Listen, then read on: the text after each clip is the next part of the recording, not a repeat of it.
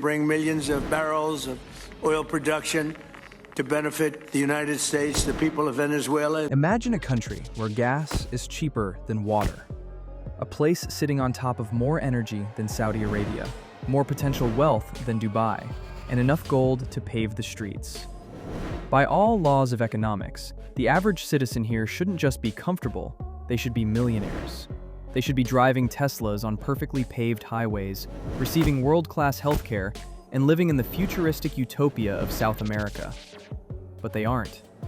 Instead, you see hyperinflation, mass migration, and starvation. We are told this is just bad management. We are told it's just sanctions or bad luck. But that is a lie. The math doesn't add up.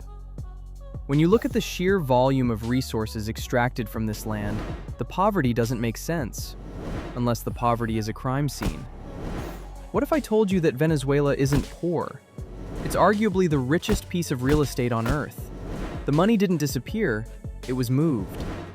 Today, we aren't looking at politics. We are following the money.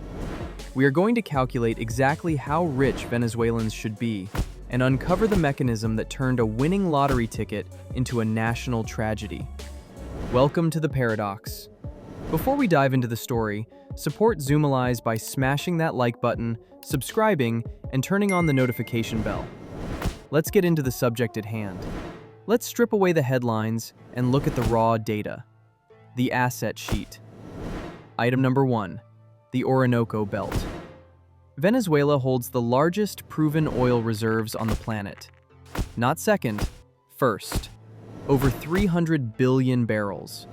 Between 1999 and 2014, Venezuela received roughly $1 trillion in oil revenue. Let that sink in. $1 trillion. That is not a GDP number, that is raw cash flow from exports. Let's compare this to Norway. Norway also found oil. They took that money and put it into a sovereign wealth fund for their people.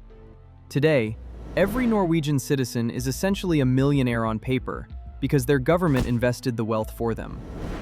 Venezuela had the same opportunity, but on a larger scale. If that $1 trillion had been managed with even average competence, every Venezuelan family today could have a trust fund. We aren't talking about basic survival. We are talking about a standard of living that rivals Switzerland. The infrastructure grid should be powered by the cheapest energy on Earth. The hospitals should be state-of-the-art. Instead, we got the Tower of David. A skyscraper intended for finance, now a vertical slum. This image defines the conspiracy. The resources are there. The drilling rigs are pumping. The gold is being mined. So if the vault is full, why are the pockets empty? It's not just oil. Enter the Arco Minero, an area larger than Portugal, designated for mining. It is packed with gold, diamonds, coltan, and bauxite. In a normal country, this is an industrial revolution. In Venezuela, it became a black hole. Here is where the incompetence narrative dies and the theft narrative begins. You don't lose $1 trillion by accident. You have to try very hard to lose that much money. The mechanism was genius in its cruelty. It was called currency arbitrage. The government set an artificial exchange rate.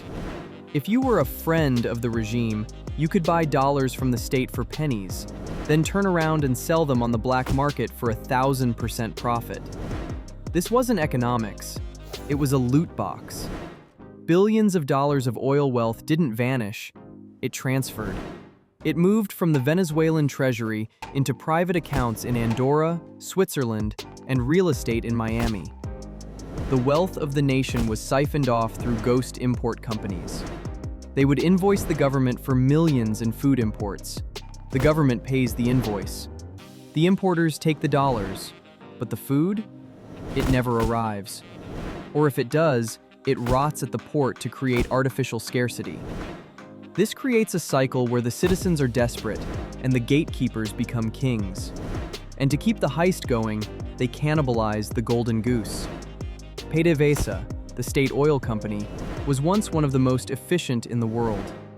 But when you need cash now, you stop doing maintenance. You stop exploring. You fire the engineers and hire loyalists. Production collapsed. Not because the oil ran out, it's still there, but because the machinery to get it was sold for scrap or neglected to death. They stripped the copper wiring out of the walls of their own house to sell it while sitting on a gold mine. And the gold? The Arco Minero turned into the Wild West. Much of the gold leaving Venezuela today doesn't go through the central bank. It flies out on small Cessnas, bound for refineries in the Caribbean or the Middle East, bypassing the Venezuelan people entirely.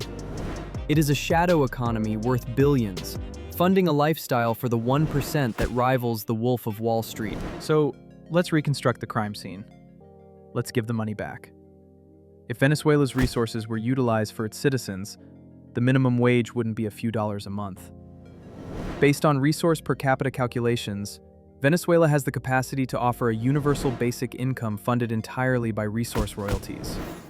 With the world's largest oil reserves and massive hydroelectric potential from the Guri Dam, electricity should be free. Gasoline should be a negligible cost. The Sovereign Wealth Fund should be financing startups in Caracas, turning the city into the tech hub of Latin America. The tragedy isn't that Venezuela is poor. The tragedy is that Venezuela is rich. The poverty is artificial. It is a dam holding back a river of wealth. The resources haven't gone anywhere. The gold is still in the dirt. The oil is still in the belt. The potential energy is kinetic, waiting for the switch to be flipped. Venezuela is not a failed state. It is a captured state. A hostage situation where the ransom is the country's own GDP. The citizens aren't victims of bad luck. They are creditors to a debt that has yet to be paid. The question isn't, how can Venezuela survive? The question we should be asking is, what happens when the shackles come off? Because when this giant wakes up, it won't just recover. It has the fuel to fly. Do you think the resource curse is real? Let me know in the comments. Can Venezuela ever recover its stolen trillions? Thank you for watching Zoomalyze.